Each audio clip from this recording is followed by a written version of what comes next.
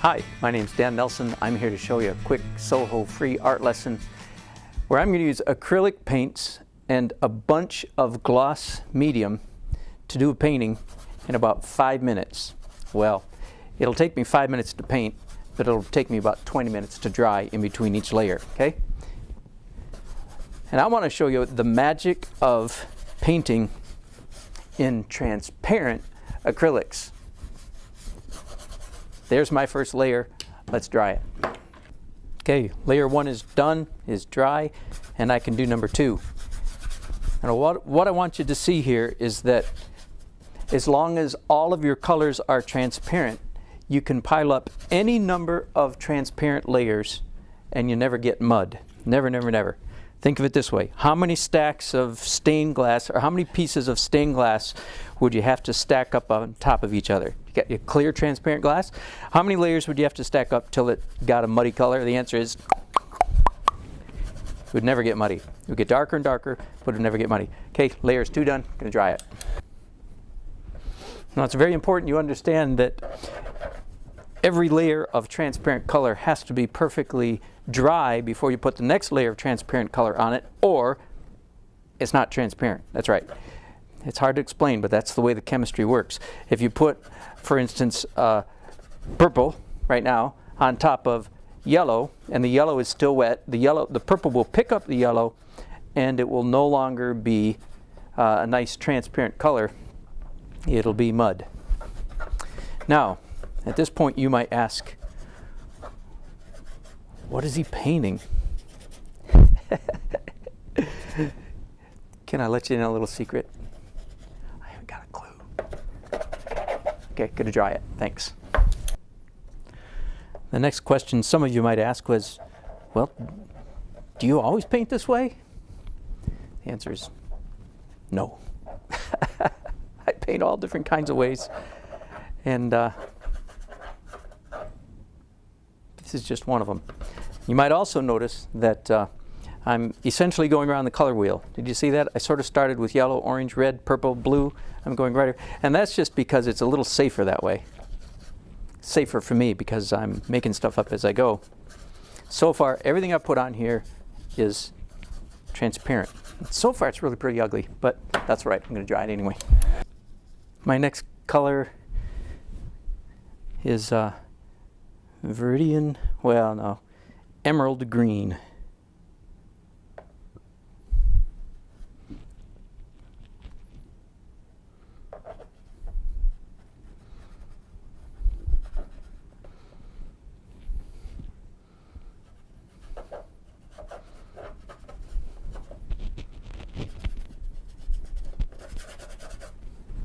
Go back to my big brush just for a minute. I want to really slop on some color here.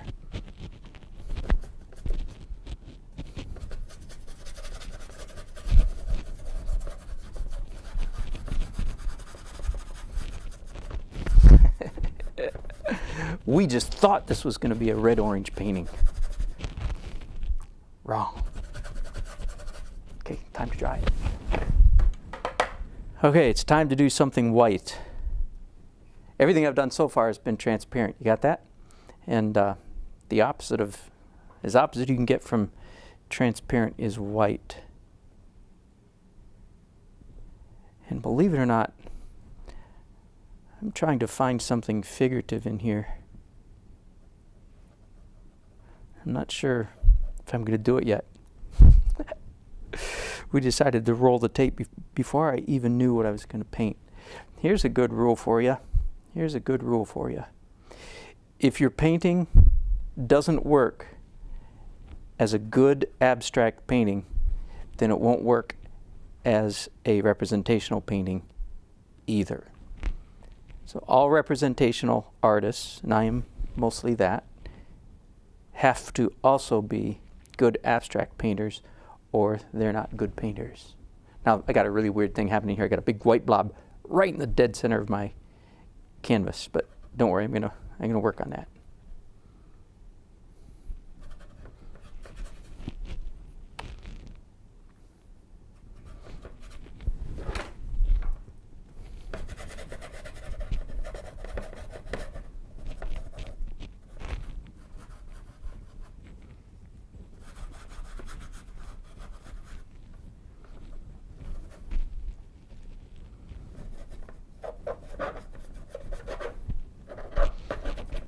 Here's a really fun thing about these acrylic paints, is that in very quick order you can build up many layers, and those layers create a patina, create a texture that you absolutely can't get any other way. If Rembrandt had had acrylics, he'd have been bonkers.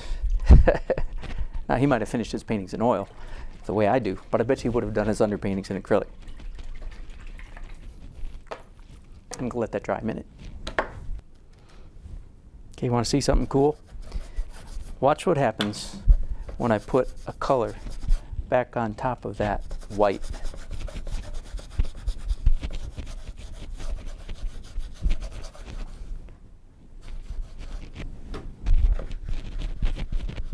Color to taste. I want enough, but not too much. More medium, more medium. A little bit of this rose matter. Does rose really matter? Yes, she does, especially to her mom. And we're back to a bright, warm orange painting again. Boy, sorry, you just get, this must be a warm day today. Interesting, interesting. Okay, don't go away. Let's do some more white. I hope you figure out by now that this process could go on indefinitely. White paint, glazes on top of it. White paint, glazes on top of it. Does that make sense? Fun, fun, fun. And it might turn into something here yet. I'm not sure.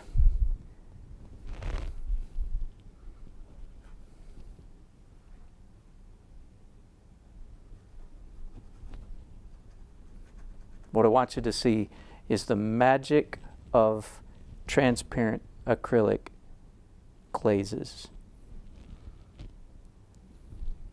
Okay, let me dry that too. Okay, this may or may not be the magic image, but I see this thing vaguely beginning to emerge. I'm not sure where it's going to go exactly, but I'm going to do a little bit of drawing.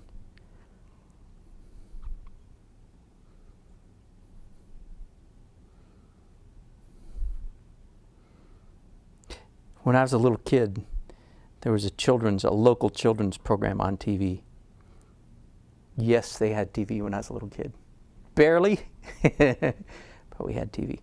And there was a children's program where, as a part of each program, they had this thing called Wiggle Line or Mr. Wiggle Line or something like that. Anyway, apparently some man in a box, and they'd have the kids come up to the front of the class and make some wiggle line on a screen, and then magically the man inside the box, who you couldn't see, you could just see the lines, would turn the line into an object. And yes, that's what I'm doing here. just keep scribbling till something vaguely starts to show up. And I did tell you I was looking for something figurative, didn't I? That meant like a figure. And yes, I just kept scribbling until, don't do this at home. No, do this at home, do this at home. And now that's not enough. Let me do just a little bit more, go to a bigger brush. And continue with the, but if I add some green to that purple. Because I think there's probably another figure in here somewhere.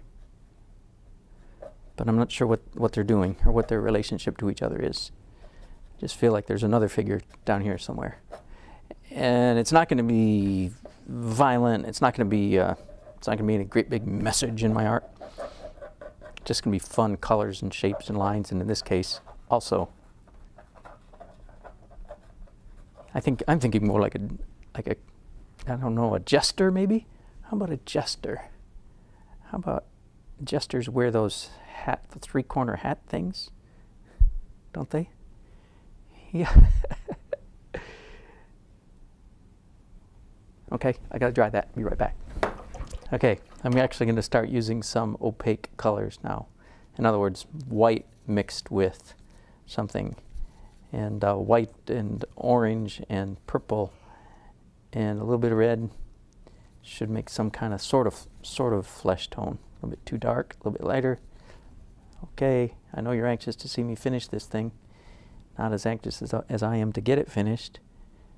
But how about if I come in here and just do some vague shapes of appendages.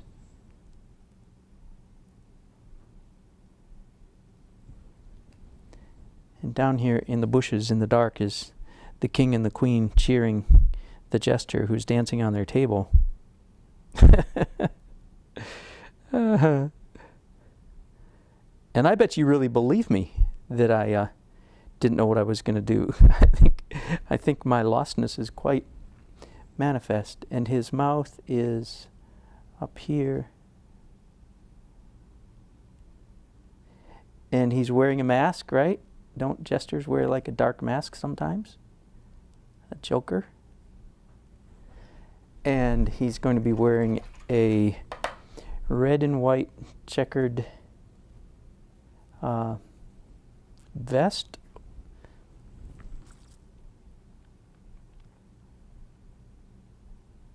I mean, great big checks. You understand? Great big diamonds down the front. There we go. And trimmed in red over here and over here. And blue and white striped bloomers. You know, I got to tell you the truth. I don't really know what bloomers are. I know they're kind of like funny old-fashioned clothes that women wear. But don't you think a joker would be wearing... Anyway, never mind. Send me an email. Let me know I'm crazy.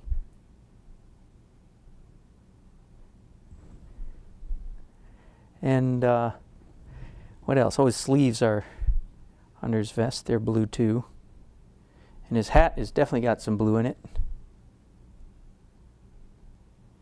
And his hat has some yellow in it. I think I can use this yellow straight out of the tube and it'll be opaque enough. Not quite. Add some white to make it opaque. There's the rule. You get dark with transparents, you get light with opaques. And the rest of this man's vest is yellow.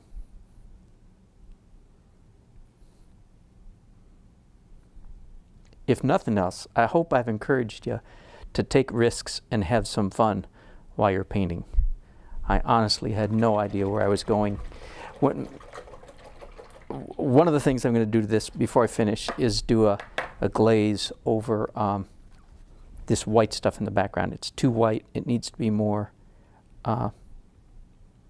golden color. And he's got some shoes down here and shoes that curl up at the toe. And here's some goblets on the table and a plate or two that he is dancing around. And the jolly, rotund king and queen are having a lovely time. There. Jester at Court by Danielson. Thank you very much.